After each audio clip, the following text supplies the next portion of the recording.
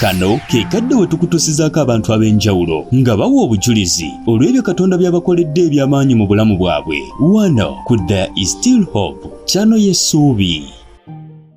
Nkulamusako yonna gy'osinzira okutulabira gwali ku mukutu ogwa There is Still Hope ali mu ggwanga Uganda ate nawali emitala amayanja. Weebale nnyo okubeerako. Mukama tukwebaza kubanga oli mulungi, tukuwa ekitiibwa n'amatendo. Twaniza omwoyo omutukuvu okutulungamya twenyika mu ndagaano y'omusaayi gwo okuyita mu Kristo Yesu omwana wa Katonda omulamu tusabidde. Amiina era amiina ddala. Nina akatambi k'obujulizi ke nabadde ndaba si kawanvu nnyo. Ne muganda wange bino ebintu bituufu, bino ebintu bya ddala.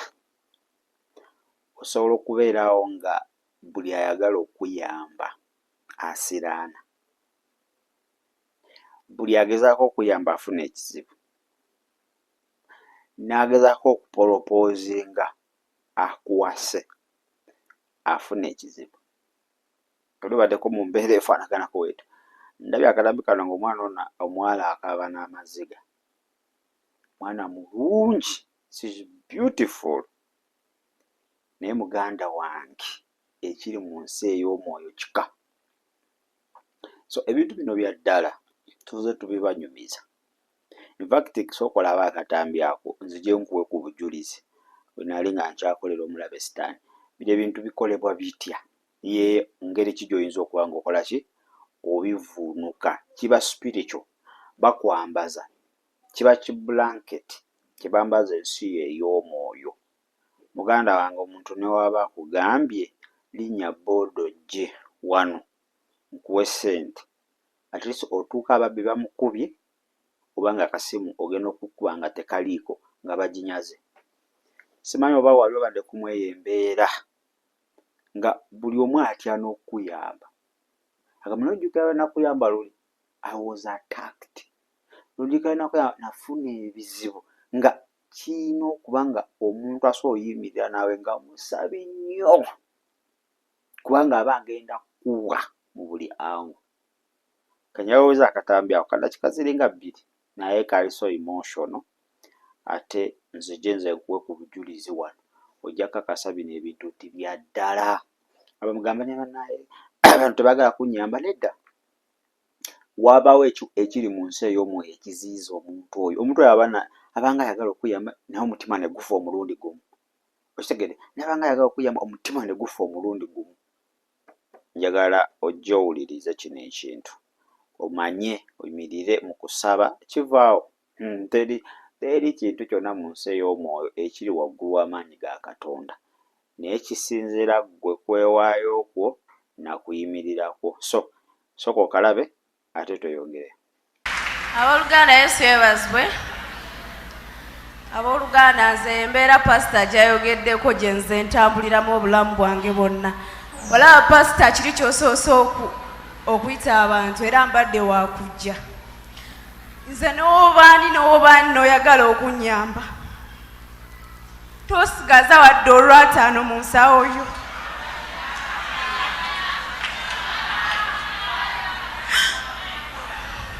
Pasita embeera gye nze ntambulamu, n'oba oyina bizinesi n'oba osimbye emmotoka ziva wano paka eri, zonna ziggwawo naye totegeeranga ekigye biggwawo.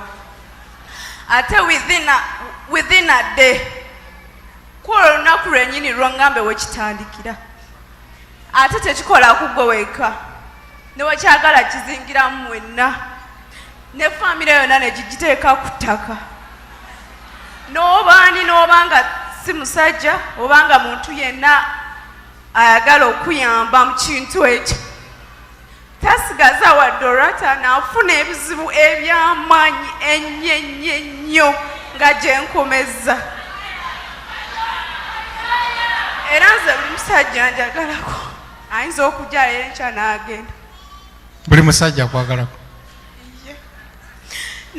Ne wajja n'abeerabeerawo akabanga omanya agenda kubonerezebwa.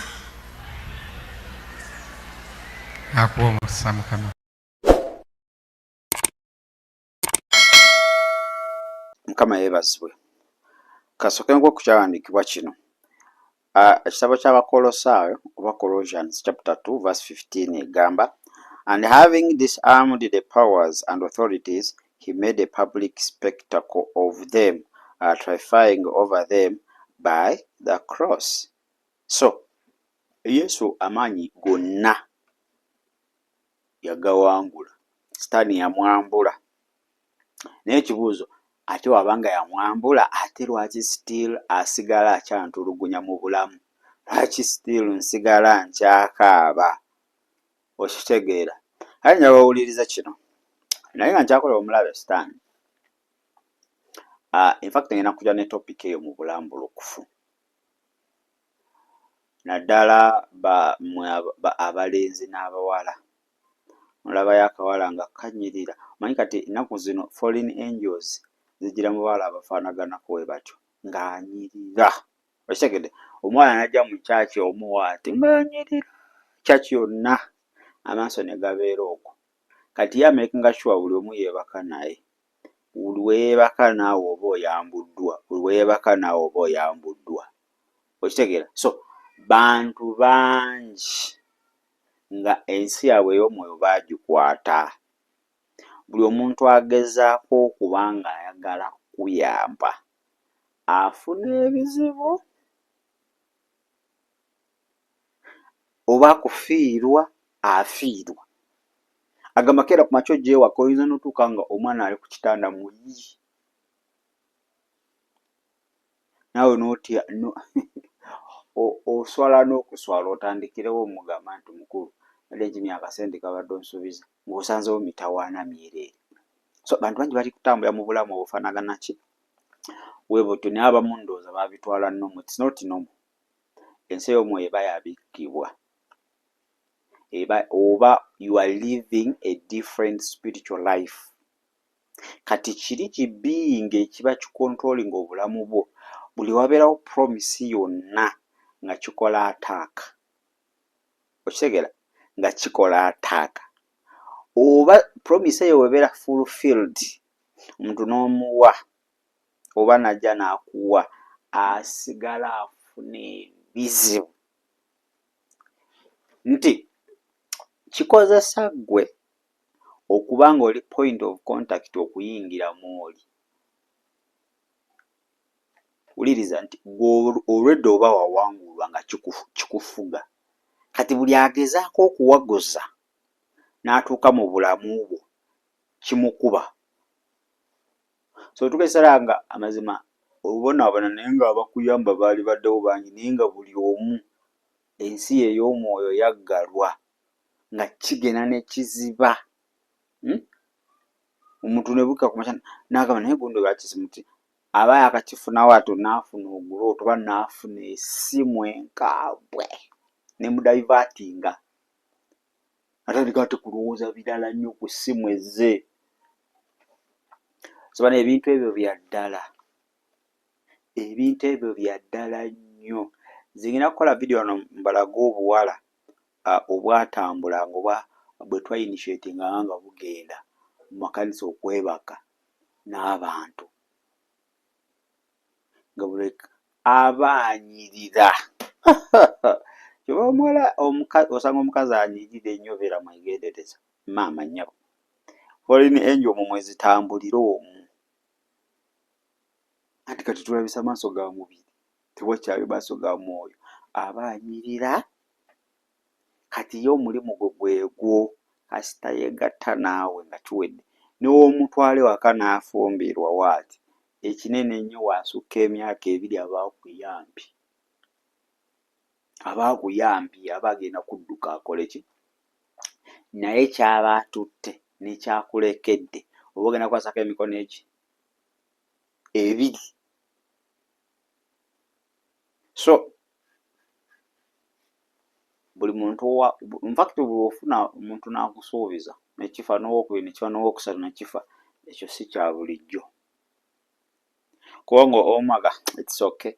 Naye kasita kisukka abantu ng'aba oba buli muntu n'agamba okay nnyina yimirira naawe oba ngenda kuyamba n'owulira nti yafunye ekizibu oba n'akukubira n'agamba nafunyemu obuzibu. wegenda otereeza ebintu nga bukyali.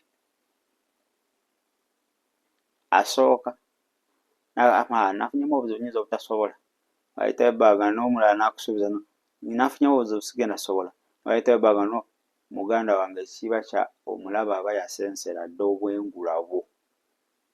Jjukira buli kintu kyonna kye tulaba wano physically kiba mu nsi ya mwoyo, kiba mu nsi ya mwoyo.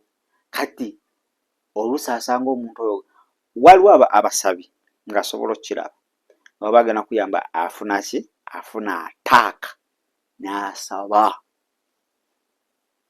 n'asaba n'akuyamba, naye waba akuyambye ezo oba ssente oba kiki ekintu kyonna kyaba akuyambyemu tekigenda kusakisidinga kubanga guba tosakiwanirira.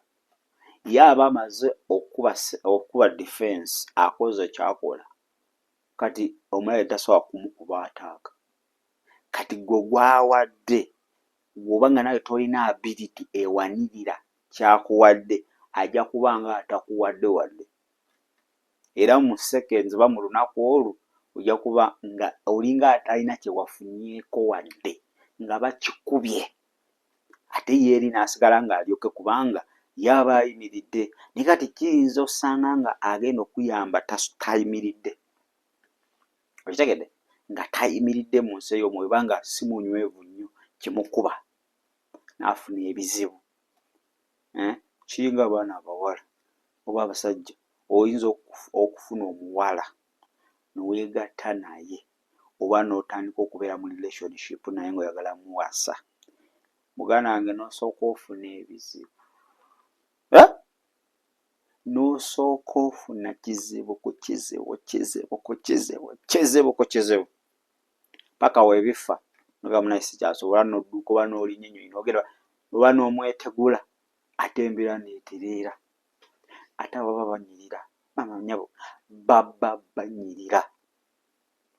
Oleeta omukazi ewaka nga yakusanga era toli bubi nnyo era toli bulungi nnyo, naye nga tosabula kyakulya biki. Muganda wange mu mwaka ogwo nga buli kimu eky'omugaso mu nnyumba mukitunze, embeera n'etabukira ddala, kiba muki? Kiba mu bawala oba kiba mu mukyala. So awo solution eba yakusaba. N'ebintu ebyo batero bisinga nnyo kati kutambulira. Yes, oyinza okubawo family background nga erina that kind of a challenge, naye kati mu biro bino bye tulimu bisinga nnyo okutambulira mu gundi sexual intercourse. Sitaani mwasinze obitambuliza. Wekakule ogenda ofuna omuntu kati kankuwa example, osisinkanye omulenzi oba omuwala nga in the past 3 years yegasse n'abantu balinga 40, naye nga 40 abo tabamanyi na bulungi, besanga eyo kitegedde. Kakati gwe owaanamu omu ogenda kukombooza bino byonna ebyaba na 40. Okitegedde, gwe owaanamu omu ogenda kukombooza ebya 40 byonna. Ibala nti oba ofunye omwana mugenda kufumbiriganwa, mugenda muwasa, sooke musabe mukutule. Either omulenzi ayinza okuba yali yatagalamu oba omuwala yatagalamu, nti mutuuke okuyiga mu bufumbo obwo nga bino byonna obadde weebase n'abalenzi 10 nga bino byonna eby'ekikumi mubikutudde, naye we mujja buzi ono omusajja gw'ofunye oba omukyala gw'ofunye ebyabana 10 byonna agenda byetikka. Ensi y'omwoyo weetyo weekola oba weetyo weeri, okitegedde. So simanyi oba gwe wali ofunyeeko ayagala okuyamba n'afuna obuzibu n'ebibaawo naye akusaba, kyetaaga kusabira ddala. So ndabye omwana muwala oyo nga bambi ali so emotional, neŋŋamba waaw, si ye yekka, abantu bangi. First Peter 2:24, Peter ekisooka 2:24 egamba, he himself bare our sins in the body of on the tree, that we might die to sin and live to a righteousness. By his wounds we have been healed. Yes, olw'ebiwundu bye twawonyezebwa endwadde ez'omubiri n'ez'omwoyo. Kati endwadde eba ya mwoyo. Obuyinike bwaffe yonna yabwetikka bwonna ku musaalaba, naye tekiri automatic, akibeeramu omutango. Okitegedde? Kale ate ekizibu ekibeera nti abamu bagendako ne mu masabo, wagenda olabanga agenda yeebuuza ku bajjajja, n'abajjajja nze kiki? Asajja bajja ne tufulumya ne kaadi, omusajja n'afuna ebizibu. Bajjajja kiki? Leero bajjajja ne basooka bakufera, kumbe bongera kusiba. Okitegedde? So w'ozuula ng'eyo embeera, togenda mu ssabo, genda eri Katonda yekka. Kuba sitaani tasobola kuba nga ate alwanyisa sitaani munne. N'ekyokubiri nti oluusi tulwawo zuula. Omanyi tulina okubeera so sensitive mu nsi ey'omwoyo. You must be so sensitive. Ekintu kasita okiraba ogusooka, n'okiraba ogwokubiri, kasita kidde ogwokusatu, tekiba kya bulijjo. Tekiba kya bulijjo. Kandi n'ekino ekintu omwaka oguwedde kyaliko weekiti nga kyefaananyiza. Guno omwaka nga gutandika olwomwezi, ndaba ate kati mu Gw'omusanvu guno gutandise, ndaba it is the same issue. Wabaawo spiritual enforcement ey'omulabe sitaani. Kati oba olina kuyimirira. So baana bawala bangi bambi ayagala obufumbo atuuse. Abasajja bajja bamukwana bangi. Oli najja n'apropozing, oli najja n'apropozing, naye ne bakomaawo. Abamu ne batesitingako ne bakomaawo. Okitegeera? Nga si nti tayagadde oba tabadde tayagala mutwala, naye nga afuna ataaka, alumbibwa. Weekasa yakusisinkana waati. Wekakubuulire, kasita mukaanya mu nsi ey'omwoyo, Bayibuli egamba awali ababiri oba basatu kasita buli kye banakkaanyangako. Kitegeeza nti wajja n'apropozing n'okkaanya mu nsi ey'omwoyo muba mutandise okuba nga mulina connection.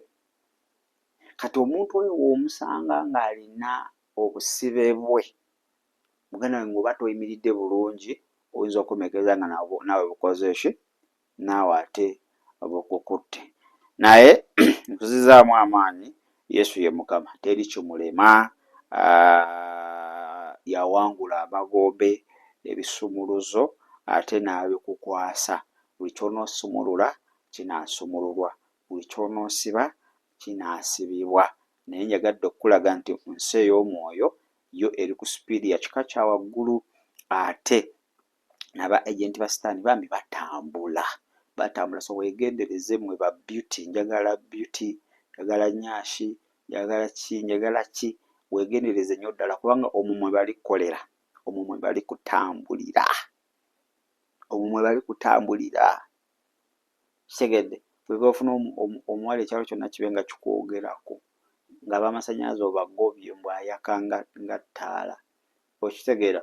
Kumbe mugenda zikira olunaku lumu nga n'amasannyalaze ne mugaleeta temukyalaba.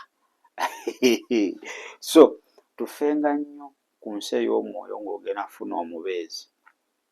Wabona bino ebirala tubyetaaga, naye faayo nnyo ku nsi ey'omwoyo. Ekyokubiri, tulabirire nnyo ensi yaffe ey'omwoyo. Let us care for our spiritual life. Leka tugiwe obudde. Ntera olaba abakyala olw'omwezi oluvannyuma lw'ennaku 3 ne basala enjala, ne baziweeweeta, ne bakyusa ina, ne bakyusa cutex.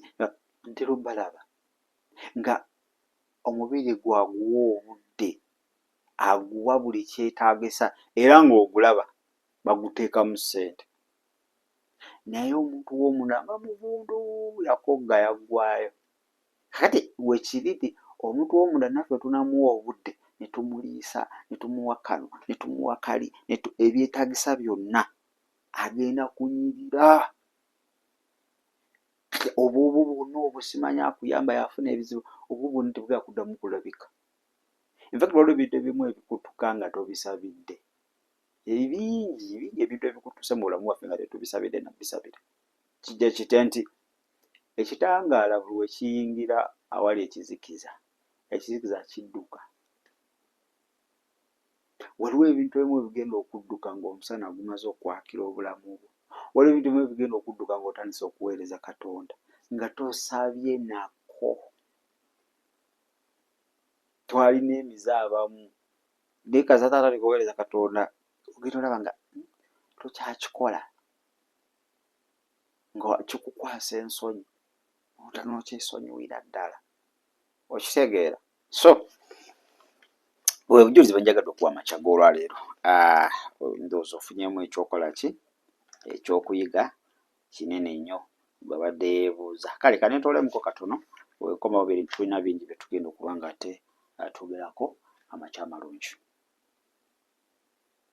Weebale kulaba chano y'essuubi eyadda ya Still Hope. Kati nno bw'obuuzibwa bujja subscribinga ku chano era omala onyiga akade osobola okwegatta ku buweereza buno nga wano buli kye tuteekayo gwabeera namba emu okukifuna. Gw'ayagala okusabirwa oba okuwanirira obuweereza buno osobola okuyita ku namba zaffe okuli eya WhatsApp eya 07341447 oba eya 0761088315.